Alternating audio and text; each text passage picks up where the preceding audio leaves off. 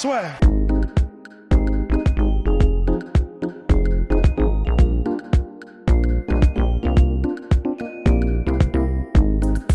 Bonjour à toutes et à tous, bienvenue au podcast La Sueur.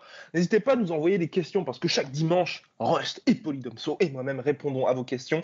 Envoyez sur Instagram @lasueur, par mail contact@lasueur.com et sur les autres réseaux sociaux si vous n'avez pas ces mails, sauf sur Facebook s'il vous plaît, parce que comme on met jusqu'à dimanche pour y répondre, ça fait baisser notre taux de réponse et quand le taux de réponse baisse, Facebook l'affiche à tous et c'est dramatique pour nous. Bon, bref, messieurs, mais avant de répondre à vos questions, on va s'intéresser à Brock Lesnar qui devrait revenir pour l'UFC 241 le 17 août prochain contre Daniel Cormier. Alors messieurs, Brock Lesnar en ce week-end de WrestleMania, puisque nous sommes aussi à WrestleMania New York City, n'hésitez pas à regarder nos stories sur Instagram @lasueur.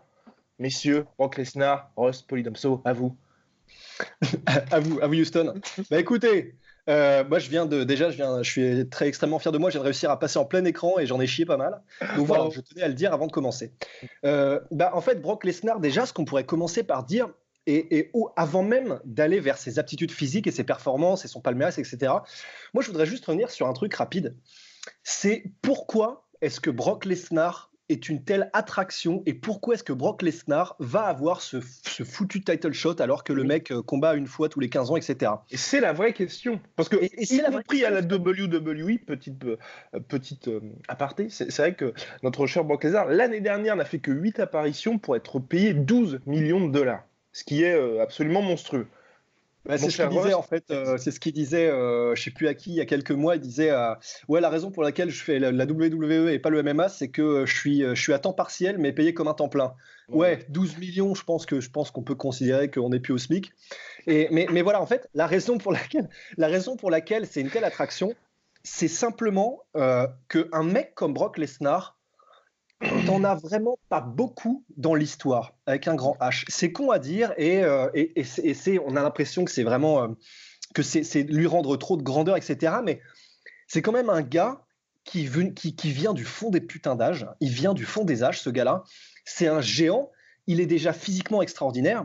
Parce que la raison pour laquelle aussi il a eu autant de succès dans sa carrière athlétique, c'est parce qu'il est autant athlétique et qu'il peut se permettre des choses, des déplacements, une vitesse de déplacement, un cardio, des mouvements que normalement, quand tu fais 120 kilos, tu peux pas te permettre. Donc déjà, il y a un côté vraiment monstre, un petit peu vraiment freak, monstre de nature. Et il y a aussi une présence Brock Lesnar. Et c'est con à dire, et je sais que là, on va nous taxer de fanboy, etc. Mais à un moment donné, il faut le dire aussi, il y a une présence. Un mec comme ça, qui parle peu, qui punchline dès qu'il l'ouvre, et surtout qui sait se faire désirer. C'est un gars, il l'a dit clairement dans ses interviews, en gros, ce qu'il kiffe dans la vie, c'est être avec sa femme dans la campagne, chasser, et de temps en temps se la mettre. Et c'est tout ce qu'il fait. Il donne pas d'interview, il n'est pas dans les talk shows, il n'est pas. Et c'est il n'a pas de réseaux sociaux. Il n'a pas de réseaux sociaux. Exactement. Et en fait, c'est ça. Ce qui participe à ce côté vraiment, à cette présence intimidante, c'est parce que il sait se faire mystérieux. Et c'est ce que disait Vince McMahon en fait. Vince McMahon, qui est quand même, il faut lui rendre aussi un promoteur de génie. Oui, il disait à propos de Brock Lesnar, c'est un monstre et un monstre, ça ne parle pas. Et c'est vrai. Finalement, c'est cette espèce de nuage de mystère que Brock Lesnar a réussi à créer autour de lui, mais parce que c'est vraiment qui il est, et ça fait que tout le monde veut le voir, parce que les gens savent instinctivement qu'un gars comme ça, tu le vois une fois, mais vraiment, tu le vois dans les bouquins d'histoire, c'est un putain de Gengis Khan, c'est un légionnaire romain dans la conquête de Britannia, il n'y en a pas beaucoup des comme lui. Et c'est ce qui fait qu'il est vraiment extraordinaire, il sort de l'ordinaire. Parole à la défense. Polydomso. Non, mais oui, mais au-delà de ça, non, mais je suis tout à fait d'accord. De toute façon, il faut pas Enfin, s'il a été tant médiatisé, c'est parce que justement, il y a des qualités. Si tu prends une éponge et que tu essayes de la médiatiser, ça reste une éponge, tu vois. Genre, non, mais Brock Lesnar, Brock Lesnar, hein, comme disent les fans, il y a quelque chose derrière, tu vois. Il y a du charisme, il y a une présence physique, comme tu dis. Donc, je vais pas faire doublon, je vais pas faire une redondance sur les propos de Rust. Mais même au-delà de ça, tu peux médiatiser tout autant que tu veux quelqu'un qui a du charisme. Si c'est un mauvais combattant, ça restera une banane, tu vois.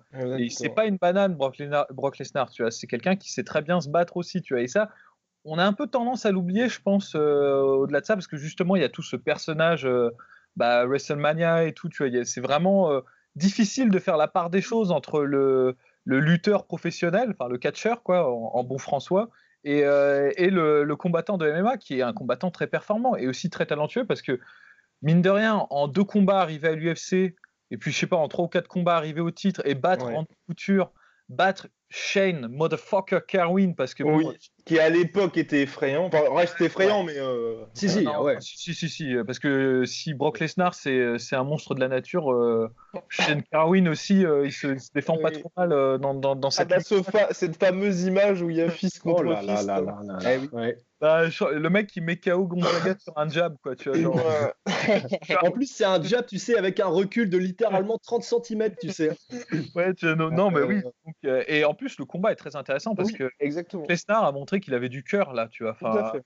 Et tu vois, il a cette réputation-là de, on va dire, le champion le moins méritant de l'UFC. Moi, je suis pas d'accord. Honnêtement, certes, il a moins de combats que beaucoup de mecs et il a des défaites qui sont un peu dures, hein, c'est vrai, contre Velasquez ou Overeem notamment.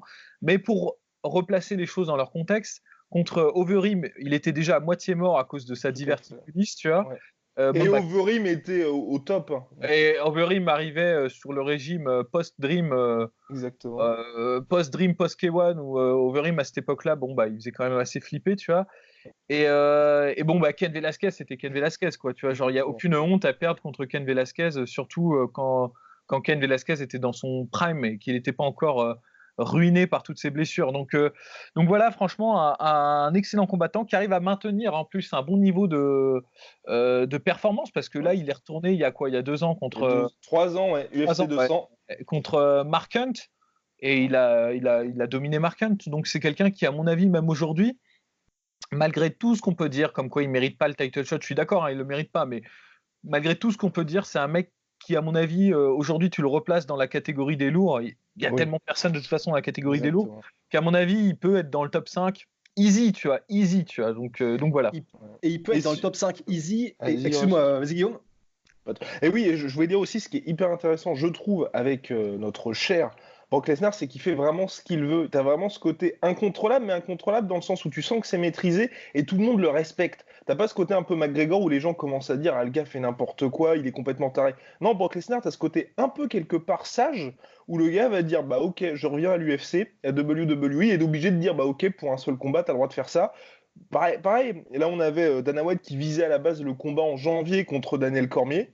Finalement, la WWE a besoin de Brock Lesnar. Bah, qu'est-ce qui se passe?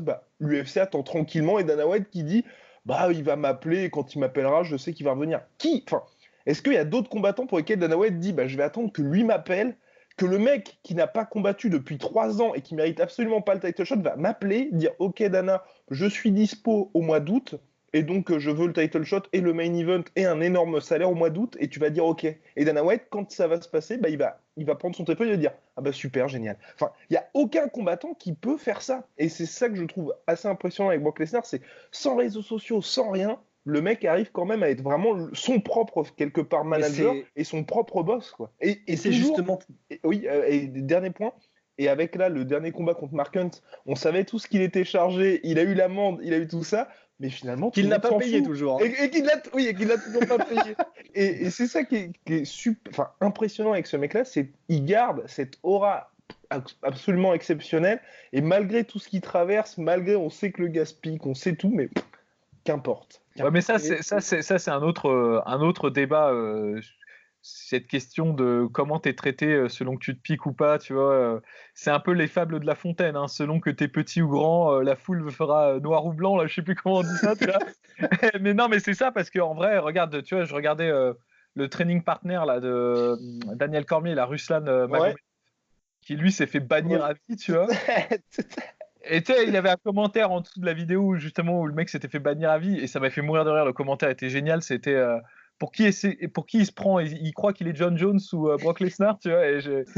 C'est vrai qu'en fait, en gros, ces mecs-là ont un tel poids médiatique, et surtout Brock Lesnar, grâce au catch, que c'est vrai qu'il peut tout faire. Est-ce que c'est une bonne chose ou une mauvaise chose? Là, je sais pas. Je sais pas. Mais c'est vrai qu'il peut tout se permettre. Là, pour le coup. Ouais. il peut tout se permettre, mais c'est aussi parce que du coup, comme vous l'avez dit déjà un peu tous les deux, mais je pense qu'il faut qu'on progresse encore plus par là, c'est le fait que donc il est unique parce que il a une personnalité qui est absolument que personne d'autre n'a dans les mondes de sport de combat, un mec complètement retiré. Vraiment, Brock Lesnar, c'est un peu comme Will Smith dans les robots, tu vois. C'est le mec qui a une moto quand tout le monde est sur des trucs en lévitation, tu vois. C'est le mec qui reste en arrière, mais pour toutes les bonnes raisons, parce qu'il veut rester avec des valeurs à l'ancienne, parce qu'il veut rester dur comme à l'ancienne, etc. Il y a ça. Il y a le fait aussi que ce soit effectivement, il n'est pas pour rien à la WWE parce que c'est un showman né. Il sait ce qui fait rugir les foules, il sait ce qui les fait bander, etc. Et il y a aussi le fait que, forcément, donc comme tu l'avais dit un peu plus tôt, Polydomso, c'est aussi un combattant vraiment d'exception, dans le sens il est exceptionnel. Et ça, c'est d'abord et avant tout parce qu'il a quand même un pédigré de lutteur qui est mais vraiment world class. On ne le dira jamais assez. Vraiment, on le dira jamais assez. C'est un mec qui est 2 fois All-American, c'est-à-dire que 2 fois d'affilée en 99 et 2000, il a été considéré comme parmi les meilleurs, je crois que c'est les 5 ou 6 meilleurs athlètes lutteurs de tous les États-Unis. 2 années d'affilée, il a été champion de toute façon NCAA en 2000. Et il fait partie de ces gars-là qui ont été des étoiles filantes dans le monde de la lutte avant d'utiliser leur renommée et ce pédigré comme un gage de qualité pour être embauché à la WWE, parce qu'en plus, c'est donc un monstre physique, qu'il a une gueule de Space Marine et qu'il a un charisme de ouf. Et surtout qu'il est à fond à chaque fois, parce qu'il y a aussi ce passage après la WWE où le mec a quand même tenté d'être en NFL, il n'a pas percé, mais il faisait partie du roster des Minnesota Vikings. Enfin, quel autre gars peut se dire à chaque fois, j'y vais all-in, et j'arrive quand même à... Ok, il n'a pas percé en NFL, mais il était dans un roster. Donc, enfin, c'est quand même impressionnant pour un mec où de base, les gens vont se dire c'est juste une brute et puis on va dire qu'il bénéficie de ce côté un peu freak. Mais non, c'est bien plus que ça. Il est, comme le disait Rust, exceptionnel. Ouais, vraiment, vraiment. Et puis, pardon, si je peux faire une parenthèse. De toute façon, tu vois la différence qu'il y a entre... ils ont réussi à faire de Brock Lesnar un champion parce que Brock Lesnar avait des qualités. Ils ont essayé de faire pareil avec CM Punk. T'as beau tirer, rabioter les fonds de tiroir. Et puis, je dirais même, tu pourrais le droguer à je sais pas quoi, à du rocket fuel. Le mec, non, il y a juste moyen qu'il fasse un arrêt cardiaque. Tout à fait. Donc Brock Lesnar, messieurs, qui revient normalement le 17 août parce qu'il aura fait le job avec la WWE, donc qui reviendrait contre Daniel Cormier. Alors, est-ce que vous êtes intéressé par ce combat-là? Est-ce que vous dites qu'il y a potentiellement match ou pas? Parce que, perso, moi, je trouve ça un peu intéressant comme match-up, mine de rien. Parce que, pour une fois, DC trouvera qui parlait en lutte. Et ça, c'est assez intéressant. Et en fait, il y a aussi un autre truc, donc au-delà du fait que perso, je suis aussi intéressé parce que du coup, Cormier est prédominamment est complètement un lutteur et que c'est le pain et le beurre de Brock Lesnar. Et il y a aussi un autre truc, et je suis sûr que l'UFC va banquer à mort là-dessus aussi, et tu l'as effleuré tout à l'heure aussi, Polydomso, c'est le fait que Brock Lesnar, en fait, sa carrière en tant que sportif, c'est littéralement une chronologie et c'est vraiment, tu as des points de suture sur la ligne de chronologie tellement il est blessé tout le temps. C'est un mec qui, du coup, pendant sa carrière de combattant de MMA, c'est pour ça qu'il y a eu pas mal de ceintures intérimaires et pas mal de combats qui ont été reportés, c'est parce qu'il est constamment blessé. Et généralement, d'ailleurs, c'est assez intéressant parce que Shane Carwin l'était aussi. Et généralement, quand tu as vraiment un corps qui est aussi énorme et dans des proportions aussi gigantesques, c'est des mecs qui sont vraisemblablement plus prompts aux blessures. Et la diverticulite, par exemple, que tu avais évoqué, Polydomso, c'est vraiment sévère. Celle qu'il a eue au moment. Celle qu'il a eue, donc, c'était, je crois, entre le moment. C'est 2010-2011, ouais. Ouais, et c'était donc qui a été résorbé normalement juste avant qu'il combatte Overeem, mais encore c'était tout frais. Ouais. C'est un truc, en gros, son intestin a été percé à un endroit ou un truc comme ça, et il y a des matières fécales qui étaient sorties de son intestin jusque dans son corps, qui a causé une infection et qui lui a causé qui a démonté son système immunitaire, et donc en plus de la diverticulite, il a chopé une mononucléose, tu sais pas comment. Et en gros, c'est un mec qui a dû faire face à ce genre de blessure pendant qu'il combattait et pendant toute sa carrière.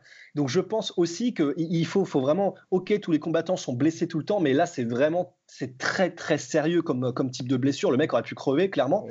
Et donc là je pense que alors qu'il a 41 ans, l'UFC va banquer aussi sur le marketing en mode il revient, il a pris du temps pour guérir de ses blessures et on va le manger parce qu'on est des comment dire, on veut ce spectacle et on veut cette trame narrative.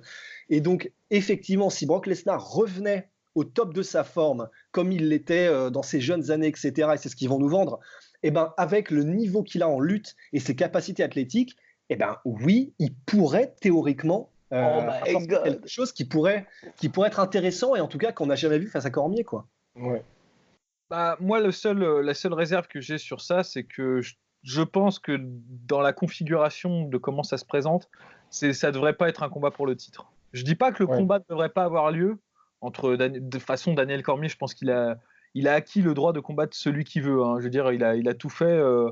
Je lui reproche pas d'essayer d'avoir un petit parachute doré là pour sa retraite, quoi. Il le mérite il le mérite amplement. Mais comme Daniel Cormier ne se projette pas dans d'autres défenses de titre, jusqu'à preuve du contraire, hein, il nous a dit que c'était son dernier combat, et que Brock Lesnar il vient une fois tous les 3-4 ans. Pour moi, c'est pas un combat qui devrait être pour le titre. Je sais que là, évidemment la catégorie des lourds, on a essayé un peu de se raccrocher aux branches pour la mettre en avant et pour avoir un champion qui a le prestige et la légitimité qu'il faut. Néanmoins, là, c'est plus un super fight, quoi. C'est un fight qui devrait être hors de cette logique-là. Pardon. Et surtout que là, en plus, si Brock Lesnar gagne, c'est le chaos dans la catégorie. Parce que Brock Lesnar champion, plus que Cormier qui est actuellement, comme tu le disais justement, Poidomso, où il n'y a aucune visibilité sur ce qui va se passer, tout le monde est un peu en train de naviguer à vue, parce qu'entre le Ngannou dos Santos plus là Stipe Miocic qui a toujours pas de combat, si c'est Brock Lesnar qui est champion, là on ne sait absolument pas ce qu'on fait, parce que pareil, John Jones, qu'est-ce qui va se passer, va-t-il monter Bref, là c'est l'UFC qui voit très très court terme pour le coup, et nous en avions parlé lors de notre dernier podcast.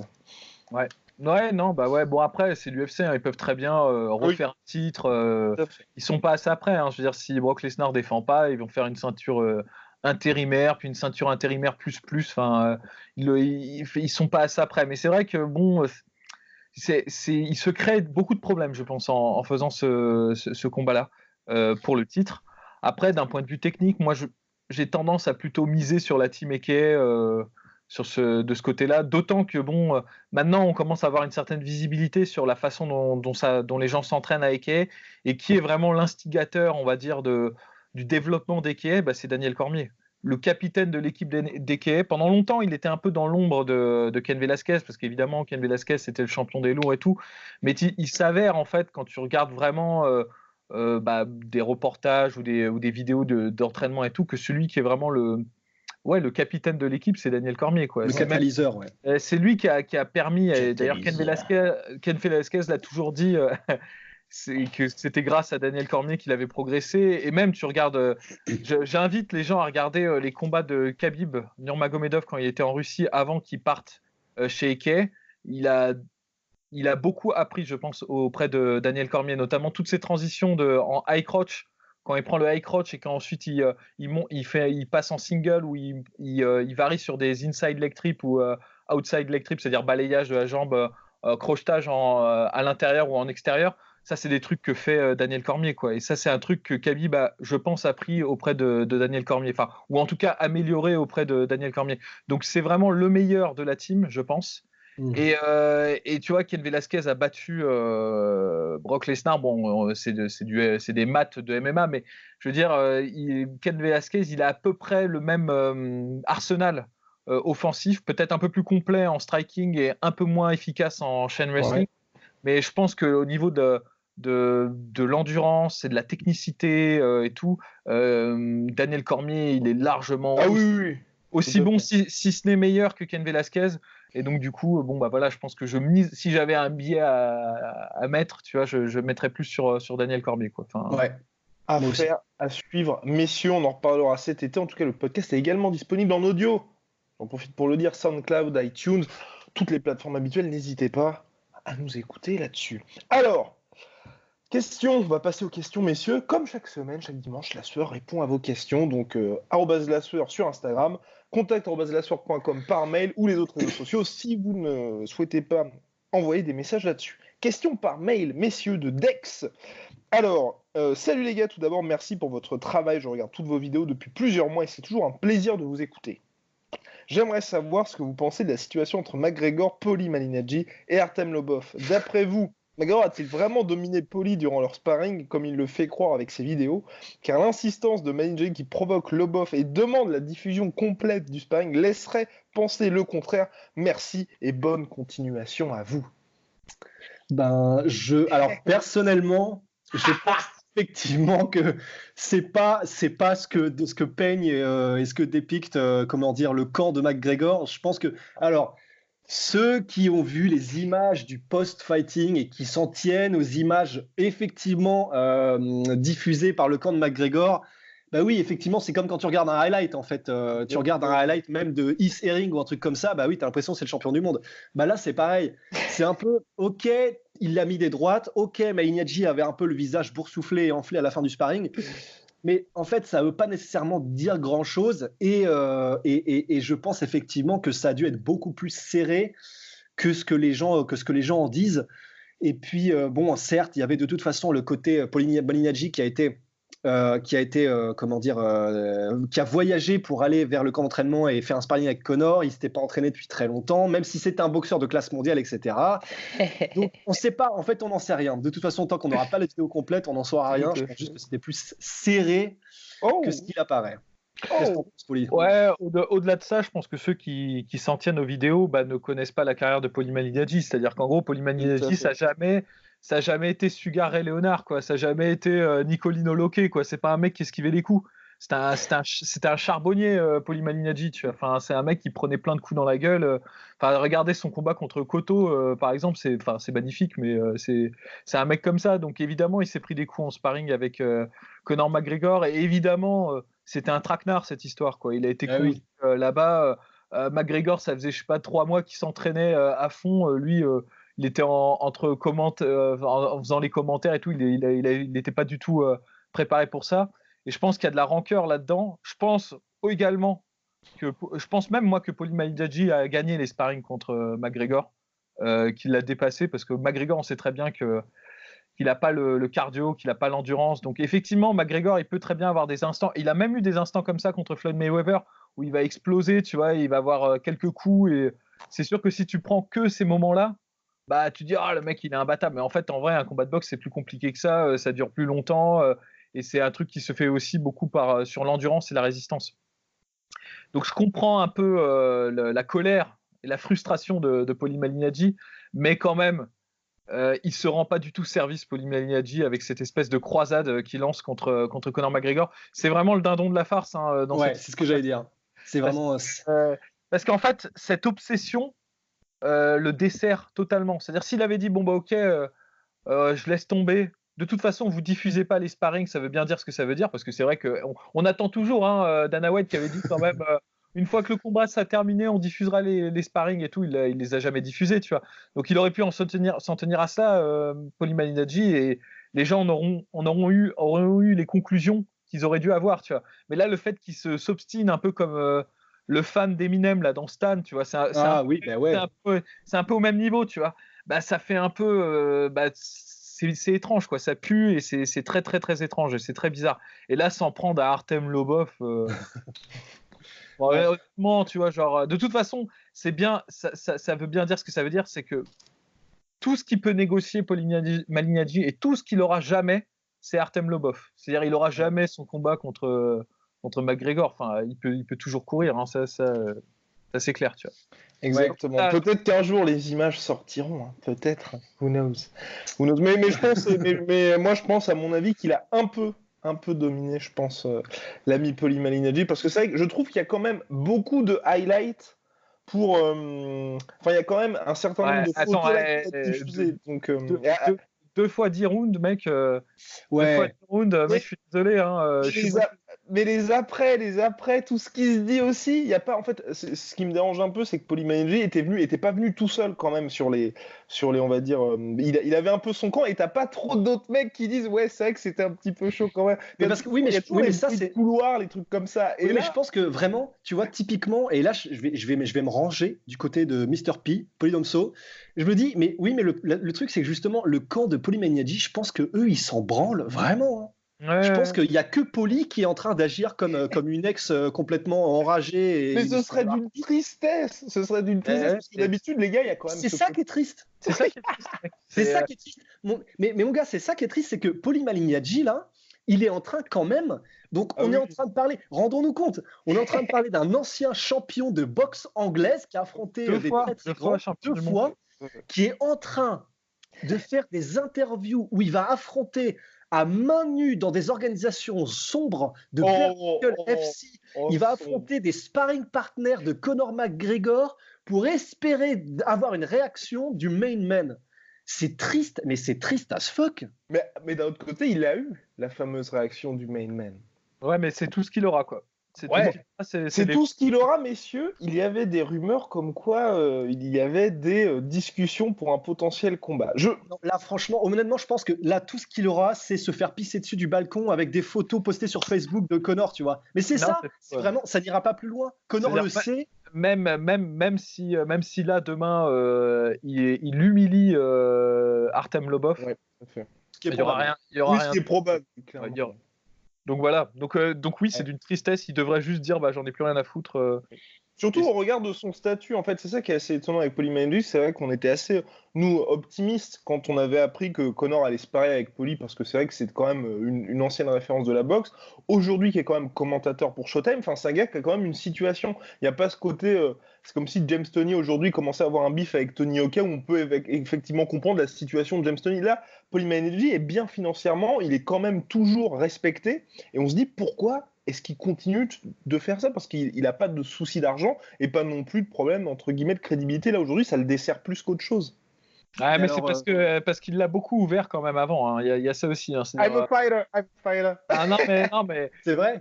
Les gens se souviennent pas, mais se souviennent pas, peut-être qu'ils se souviennent, mais la plupart des gens se souviennent pas trop que avant, quand justement le combat avait été annoncé, enfin que c'était pas encore sûr que McGregor allait combattre Floyd Mayweather.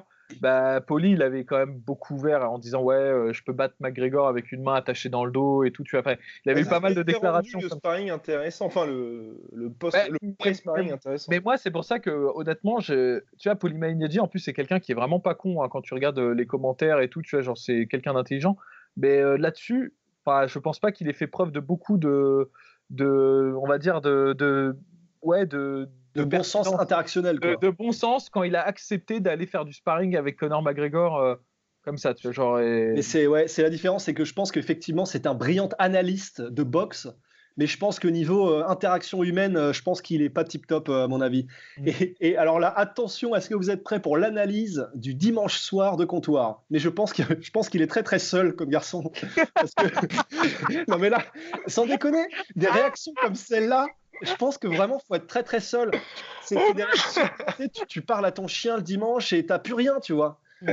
Qui partirait comme ça au quart de tour si la personne en question était serein et avait autre chose, des gosses, des objectifs, des machins. Là, vraiment, il se raccroche à ça comme si c'était le highlight de sa troisième partie de vie, tu vois. C'est chaud. Triste.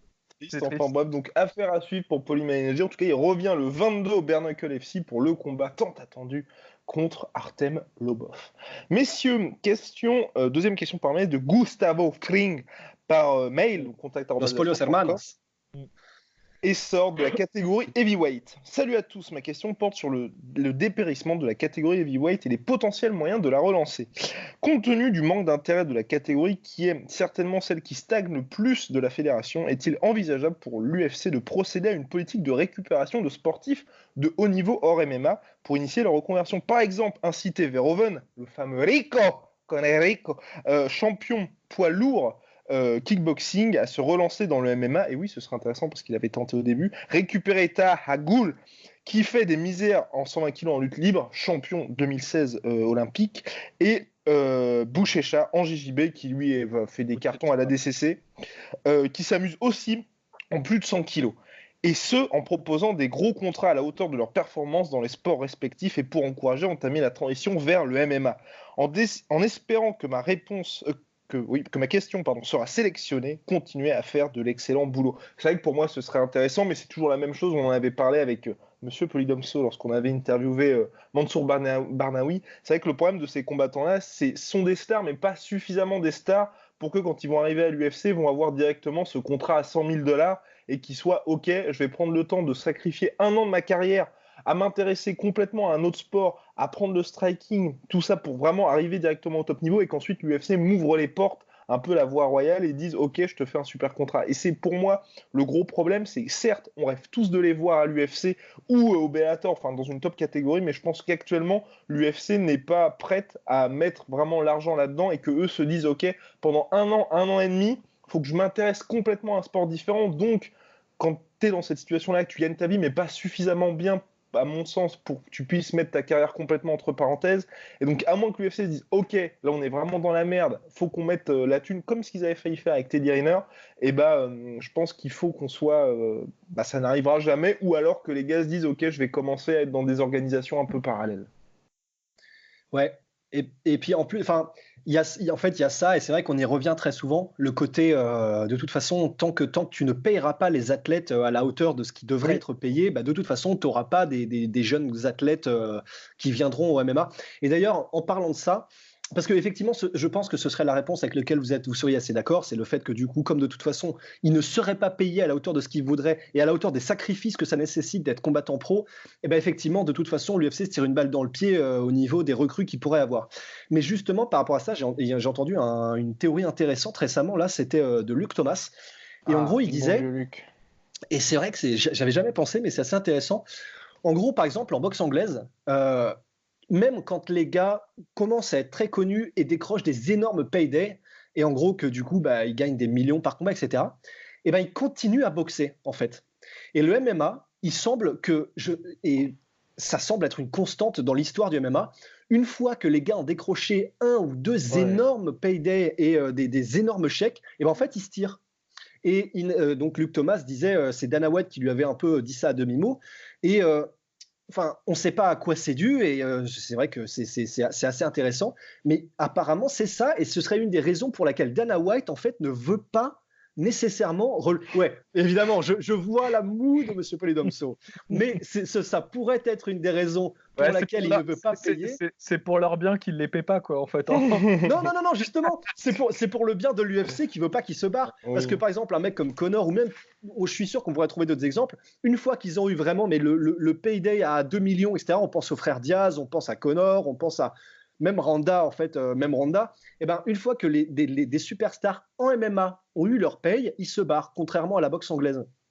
Et ce serait pour ça qu'ils gardent un petit peu les salaires plus bas, parce qu'il sait que s'il les augmentait, les mecs se barreraient. C'est une théorie. Mais là, ça va être... Allez-y. Non, je suis pas vraiment d'accord. Je pense qu'en fait, au contraire, c'est à partir du moment où tu as super payday, tu te rends compte que tu peux pas te faire marcher dessus et tu commences à négocier un peu plus avec l'UFC, et quand l'UFC te pète les couilles, tu te barres, tu vois. C'est typiquement ce qui est arrivé avec les Diaz, tu vois. C'est pas parce que ça y est, on a de l'argent, on se met bien, tu vois. C'est juste au contraire, tu as de l'argent, donc tu te dis bon maintenant je suis plus obligé d'accepter n'importe quoi, tu vois. Alors ouais, mais c'est différent, tu vois. C'est pas parce que la façon dont tu présentes le truc, c'est genre on a de l'argent, donc on arrête de se battre parce qu'on a de l'argent, il y a d'autres choses à faire, tu vois. Là, ils veulent continuer à combattre. Moi, je suis persuadé que les frères Diaz, si on accédait à leurs requêtes, ils voudraient combattre, tu vois. Mais c'est juste que, en fait, si tu veux, le niveau de prise en charge des combattants est tellement bas que l'UFC veut pas négocier. Ils veulent pas négocier, donc. Tu t'arrives dans des espèces de statu quo, tu vois, où chacun campe sur ses positions. Et dès que tu as de l'argent, en fait, tu peux camper sur tes positions. Parce que quand tu n'as pas d'argent, tu es obligé de retourner et d'accepter les conditions que t'impose Papi Dana, quoi, tu vois. Mais genre, en gros, dès que tu as un petit trésor de guerre, tu peux dire non, va te faire foutre, quoi. Enfin, j'ai pas envie de... Mais là, messieurs, les prochains mois vont être intéressants parce que WME-IMG veut entrer en bourse et donc l'UFC va être obligé, si ça se fait effectivement, de justement dévoiler, un peu divulguer le partage, parce qu'aujourd'hui, on ne sait jamais, on sait pas, on n'a pas les infos exactes sur les pay-per-view. C'est ce que Dana White nous dit quand il veut bien le dire, mais on n'a pas toutes ces infos-là sur aussi le partage finalement entre les salaires exacts, parce que pareil, c'est des estimations à chaque fois. Donc on aura toutes ces infos-là, et quand ça va effectivement fuiter, là, les combattants auront un petit peu plus de, on va dire, de leverage pour justement dire à lui un petit peu plus de poids pour dire, ok les gars, de tout ce que vous gagnez, au contraire de toutes les ligues où c'est à 50%, nous on touche 10% ou quelque chose comme ça. Et là, ça va vraiment être intéressant, parce que comme le disait Polydomso, c'est vrai qu'aujourd'hui, l'UFC se sert de ça dans le sens où il y a un seul promoteur, un seul interlocuteur, donc finalement il contrôle tout, contrairement à la boxe où il y a Showtime, il y a ensuite justement les autres managers et tout ça. Donc ça sera intéressant pour le futur. Moi, ce que je vais dire, c'est que voilà, je prends la balle un peu au rebond parce que c'est une très bonne transition, mais on peut pas tout avoir. C'est-à-dire, on a l'avantage en fait quand même avec l'UFC qui est vraiment en monopole, quoi, qui est tellement puissant d'avoir une fédération vraiment qui réunit, on va dire, quasiment tous les meilleurs combattants. Il y a quelques électrons libres par-ci par-là, mais dès que tu arrives dans le top 10, 80% du top 10, c'est tout le temps à l'UFC. Enfin, ils sont tous à l'UFC, quoi. Et ça, c'est une chance incroyable parce que justement, l'espèce de carnaval qu'on a en boxe anglaise qui est insupportable, où les mecs s'évitent pendant toute leur carrière, enfin, ils s'évitent, non, mais en gros, ils se rencontrent jamais, ça, tu l'as pas, tu vois, à l'UFC, tu vois, parce que justement, tu as un seul acteur qui prédomine. Mais en parallèle, justement, comme tu n'as qu'un seul acteur qui est tout puissant, ça se fait en fait au détriment de tous les petits acteurs qui sont en bas, tu vois. Et c'est vrai que là, les combattants ont moins de marge de manœuvre pour négocier, tu vois. Tandis que quand tu as plusieurs organisations, tu as plusieurs gros acteurs qui sont puissants, tu as des leviers, tu vois. Tu peux dire, ah d'accord, tu veux pas me payer tant, mais il y a telle organisation qui va me payer tant, donc c'est à toi de voir, tu vois. Là, essaye de faire levier sur l'UFC avec le Bellator ou avec le One FC, ils vont te rironner, les mecs, tu vois. Ils vont dire, vas-y, va au Bellator, tu vois. Enfin, genre, en gros, c'est ça, tu vois. Enfin, donc voilà, tout n'est pas à jeter, tu vois. Et ce qui est bien, c'est que, tu vois, par exemple, même si on crache un peu là-dessus, tu vois, sur les super fights et tout, au moins on les a ces super fights. Et tu vois, c'est pas si évident que ça. Donc bon. Et l'UFC donne aux fans les combats que les fans veulent aussi, à la différence de nombreuses autres organisations. Par exemple, tu vois, un combat, si tu remets les choses, on va dire dans leur contexte, mutatis mutandis, toutes choses étant égales par ailleurs. Le combat Romero-Whittaker, c'est un combat, par exemple, en comparaison, tu l'as pas en boxe anglaise. Exactement. Deux mecs qui sont au top comme ça, qui sont les meilleurs dans leur catégorie, qui s'affrontent 2 fois. C'est très rare, c'est très très rare que tu les aies, tu vois. Donc voilà. Et qui s'affrontent 2 fois en plus, alors même que l'UFC était probablement au courant que ça ferait pas des énormes chiffres, mais juste parce que les rankings font sens. C'est vrai. Voilà. Et ça, merci Dana White.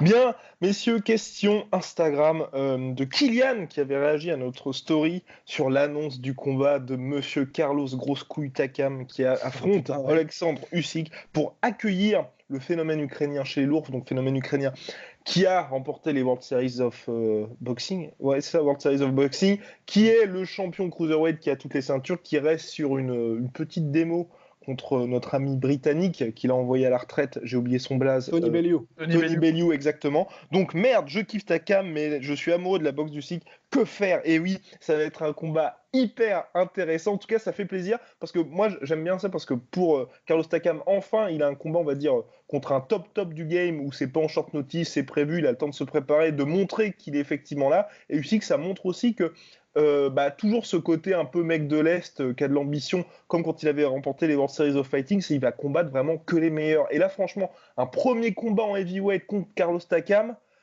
ok, tu te dis, s'il bat Carlos Takam, il est directement dans le jeu pour affronter, parce qu'il est avec Matchroom Boxing, les Joshua, les top du top, et Carlos Takam, s'il bat Usyk, aussi ça lui ouvre les portes vers Chisora. Enfin, pour les deux, c'est superbe, et ça me fait plaisir, c'est la boxe qu'on aime. Voilà. De toute façon, énorme big up à Takam, l'équipe La Sueur est ultra fan. Et encore une fois, c'est un choix de carrière là. Encore une fois, c'est vraiment du Takam, quoi. Tu vois, genre parce que je pense qu'il y en a beaucoup qui veulent pas l'accueillir, Usyk en lourd. D'ailleurs, le mec, quand même, Usyk, il a déjà combattu contre des lourds en amateur et il s'en est très très bien sorti. D'ailleurs, il n'avait pas combattu Joe Joyce. C'est ce que j'allais dire. J'encourage j'enjoins les gens qui nous écoutent à regarder son combat contre Joe Joyce, mais il l'a débordé, Joe Joyce. Il l'a fait suffoquer, quoi, tu vois. Donc, c'est c'est chaud, tu vois. Et encore une fois, tu vois, je suis vraiment content que ce soit pas, je rejoins Guigui là-dessus, que ce soit pas un traquenard, quoi, qu'on lui dise pas, mon mec, dans une semaine à Saint-Pétersbourg, genre, allez, ciao, tu vois, genre, donc c'est cool. C'est cool. Et grosse bonne vibe pour Takam, même si je suis un fan hardcore de Usyk, là pour le coup, j'ai le cœur qui parle et je suis plus du côté de Takam, là pour le coup. C'est ça, en fait, le cœur parle. Et alors, pour réagir à ce que disait, c'est Kylian, je crois. Ouais. En fait, c'est vrai que de toute façon, de toute manière, le cœur est avec Takam, un bordel de merde. Enfin là, en plus, maintenant qu'on l'a rencontré, qu'on l'a interviewé, mais purée, mais un être humain, mais comme on en rencontre vraiment, pas souvent, vraiment, sans déconner. Hein. Et en plus, au-delà de ça, un boxeur extraordinaire. Mais d'un autre côté, il est vrai aussi, pour rebondir sur ce que disait Kylian, tu peux pas aimer l'anglaise et ne pas être amoureux d'un style comme celui d'Alexander Usyk. C'est tellement basé sur une maîtrise du rythme, de la technique, c'est juste somptueux, c'est des symphonies à chaque fois qu'il combat. Et c'est pour ça que c'est vraiment extraordinaire de le voir combattre un mec qui est aussi peut-être un peu plus orthodoxe comme Takam, mais du coup ce sera vraiment super intéressant. Par contre, juste contre Bellew, c'était pas en heavyweight aussi? Non, c'était en cruiserweight. C'était pour le tout dernier combat en fait de Bellew, qui était redescendu après ses 2 victoires contre David Haye. Il s'était dit ok, je vais tenter de battre le champion Undisputed, et bon.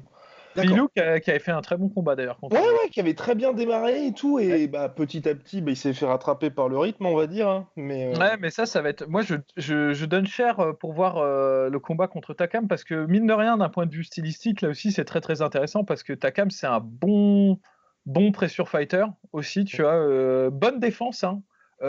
Assez sous-estimé sur sa défense, mais il n'y a qu'à voir son combat contre Joshua, où même s'il a perdu, honnêtement, au niveau de la défense, c'était vraiment propre ce qu'il faisait. Très efficace, bonne résistance, c'est un mec qui te lâche pas, quoi. C'est vraiment il le disait lui-même dans son interview, c'est un pitbull, le mec, tu vois, genre il va pas te lâcher. Donc j'ai envie de voir ce que donne cette boxe qui est un peu plus à l'ancienne, effectivement, hein, pour rejoindre Rust, contre cette espèce de néo-style à l'ukrainienne là qu'on voit chez plusieurs mecs ukrainiens. C'est l'équipe Papa Lomachenko, quoi. Ouais, c'est ça, ouais. C'est qui mise sur un énorme volume et un footwork assez novateur, où ils créent des angles assez nouveaux en pivotant beaucoup à côté du pied avant en fait de leur adversaire. Ils jouent beaucoup là-dessus, c'est-à-dire ils vont jabber 1 fois, 2 fois, 3 fois, et puis après ils vont décaler et créer un angle de frappe différent pendant que l'adversaire essaie de se repositionner. C'est quelque chose que fait très bien Lomachenko, et Usyk le fait très bien aussi en cruiserweight, donc c'est assez impressionnant. Donc je suis curieux de savoir ce qui va se passer. Vraiment, honnêtement, c'est un match, je pense, qui va être très intéressant, tu vois. À faire. Mais juste, j'ai envie d'avoir aussi l'expertise de Polydomso. Mais comment est-ce que tu penses que ça va se traduire, les mains et le pouvoir de KO possible de Usyk en poids lourd? Même si je suis d'accord, ça repose énormément sur plus le timing que la pure puissance, etc. Tu penses qu'il peut mettre KO des mecs comme Takam d'abord, mais Joshua, parce que là, c'est un gap de 15-20 kilos, hein, quand même. Ouais, mais je pense, parce que c'est pas... je pense qu'il peut quand même mettre KO des gens. C'est-à-dire sur 7 ou 8 rounds. Exactement, il y a ça. Genre l'accumulation fait que. Puis mine de rien, il y a beaucoup de. Tu sais, il y a toujours 2 écoles, hein, là-dessus. C'est marrant, on remonte il y a assez loin dans la boxe, mais il y a des gens qui vont dire que pour avoir un bon pouvoir de KO, il faut vraiment placer le poids, placer le corps, les hanches et tout. Un peu, c'est ce que disait Jack Dempsey, tu vois, quand il frappait vraiment avec. Il y a tout son corps qui se concentrait sur les 3 phalanges. Et ça, c'est pas vraiment l'école Usyk. C'est pas l'école Lomachenko non plus. Les mecs, ils frappent, vous regardez, hein, ils tournent presque pas les hanches. C'est presque que les bras et les épaules qui frappent, tu vois. Enfin, mais en revanche, comme ils se placent et qu'ils sont jamais en déséquilibre quand ils frappent, ils ont toujours une base très très solide. Tu vois, ils ont pas l'épaule qui dépasse, qui est hors en fait de la base de leurs pieds. Les deux, ils sont comme ça. Ils sont toujours vraiment une bonne. Le barycentre est toujours aligné. C'est ça, exactement. Mais je pense que là-dessus, mine de rien, même si tu frappes qu'avec le bras et avec l'épaule, tu as une solidité et une percussion qui est très très propre. Et en plus de ça, il est précis sur ses coups. Donc moi, je pense, en poids lourd, en poids lourd, il y a peu de gens qui sont habitués à faire face à ce volume-là d'attaque. Donc je pense qu'il y a moyen qu'il en batte plusieurs. 8e, 9e round comme ça, à l'épuisement, quoi, tu vois. Ouais. Et puis ça a fait ses preuves. Hein. Réaction de French Savagery. C'est un fou, tout le monde a dû l'esquiver, UCJ. Oui, et oui, et oui, c'est pour ça qu'on aime ta cam. Messieurs, dernière question. Fabio Manca, semaine prochaine, dimanche prochain, ce sera beaucoup plus long. J'annonce podcast d'1h30 pour faire le point sur les normes UFC 236 qui s'annonce majestueux. Et puis on va répondre à un certain nombre de questions parce que là, on a pas mal à rattraper, messieurs. Alors, Fabio Manca, salut la sueur. J'ai découvert votre page il y a 2 semaines et je me suis fait tous vos podcasts. Oh putain. Wow. Oh là là passé un petit bout de temps là. Ouais, exactement. Je ne dors plus, c'est bien simple. Je suis super fan de votre travail, continuez comme ça. J'avais une question pour votre podcast de dimanche.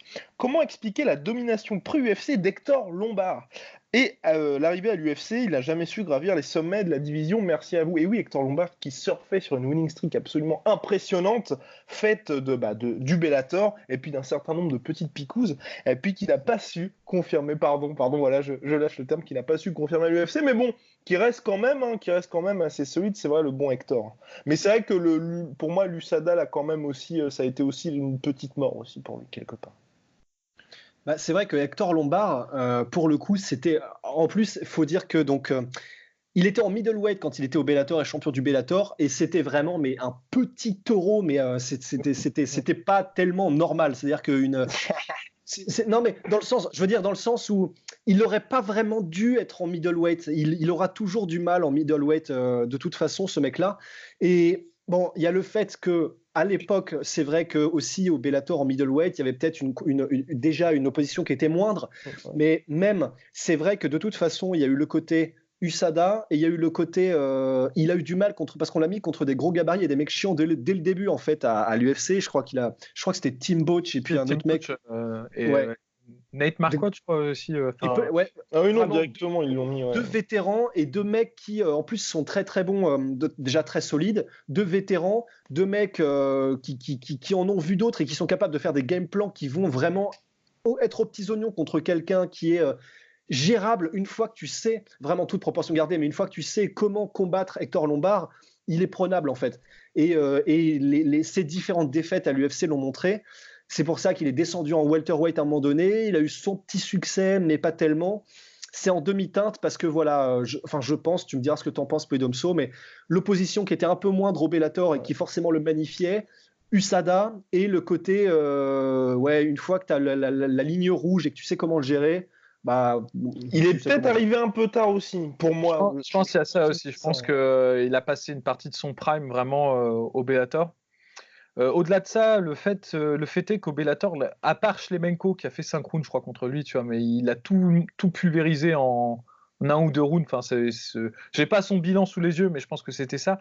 Et je pense que c'est ça le nœud du problème, c'est que après il est arrivé à l'UFC, il est tombé sur des mecs qui tombaient pas au premier round. Quoi, et en fait, son style est très très consommateur de cardio, quoi. Tu peux pas avoir le style d'Hector Lombard sur 3, sur 5 rounds, c'est impossible.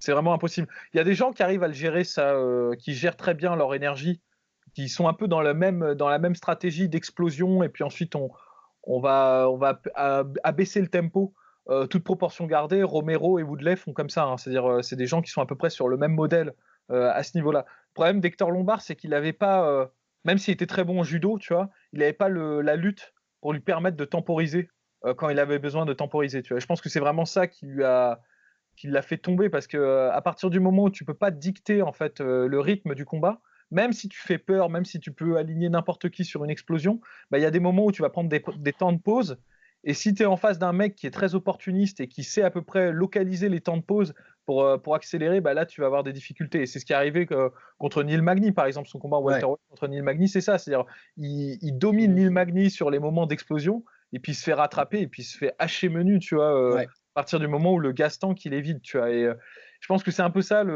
qui a joué des tours à Hector Lombard, c'est que pendant toute la carrière où il était dans son prime, il n'a pas rencontré l'adversité vraiment, tu vois, genre, et il n'a pas fait cet apprentissage qu'a fait Woodley, par exemple, parce que Woodley, au début, il était un peu comme ça, mais il a fait l'apprentissage et il s'est mis à changer un petit peu sa stratégie.